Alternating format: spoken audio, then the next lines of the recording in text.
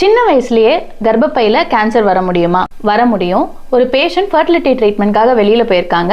அங்க கர்ப்பப்பையில பாலிப்னு ஒரு சத வளர்ச்சி இருந்திருக்கு. அதை எடுத்து டெஸ்ட் பண்ணி பார்த்ததுல கேன்சருக்கான முன்கூட்டிய ஸ்டேஜ், அதாவது எண்டோமெட்ரியல் ஹைப்போப்ளேசியா வித்தவுட் ஏடிபின்னு வந்திருக்கு. பட் அதை பெருசா அவங்க ஃபாலோ பண்ணல. But after 2 years she has come to me and அதை நான் நோட்டீஸ் பண்ணி சொன்ன போது இதுக்கான எந்த ட்ரீட்மெண்ட்டும் எடுக்கலன்றது தெரிஞ்சுது. ஸோ நான் என்ன சொல்லியிருக்கேன் அப்படின்னா, இது கேன்சருக்கு முன் ஸ்டேஜ் தான். இது கேன்சரா மாறக்கூடிய சான்சஸ் 5% பீப்புள்ல தான் இருக்கும். அதுவும் ரொம்ப கம்மியான சதவிகிதம் ரொம்ப லாங் டேர்ம்ல இருக்கும். ஸோ இதை நம்ம என்ன பண்ணணும்னா, இப்ப திருப்பி ரீபயாப்சி ஒரு வாட்டி உள்ளுக்குள்ள கேமரா ஹிஸ்டோஸ்கோபி போட்டு பயாப்சி எடுத்து டெஸ்ட் பண்ணி பார்க்கணும். அது டெஸ்ட் பண்ணதுல நார்மல் ஆயிடுச்சுன்னா ஃபர்டிலிட்டி ட்ரீட்மெண்ட் போயிடலாம். அப்படி இல்லைன்னா அது சரியாகிற வரைக்கும் ப்ரொஜெஸ்ட்ரான்ஸ் அப்படின்ற அந்த ஒரு டேப்லெட்டோ இல்ல மருந்து தடவன காப்பர்டி மைரனாவோ உள்ள போட்டுட்டு அது சரியாகிற வரைக்கும் ஃபாலோ பண்ணிட்டு அப்புறமா ஃபர்டிலிட்டி ட்ரீட்மெண்ட் போகணுமா அப்படின்றத நம்ம யோசிக்கணும். சில பேருக்கு இது அடுத்த லெவலுக்கு போயிருக்கலாம். அதாவது எண்டோமெட்ரியல் ஹைப்போப்ளேசியா வித் ஏடைபியா அப்படின்னு சொல்றது. அந்த மாதிரியான சூழ்நிலையில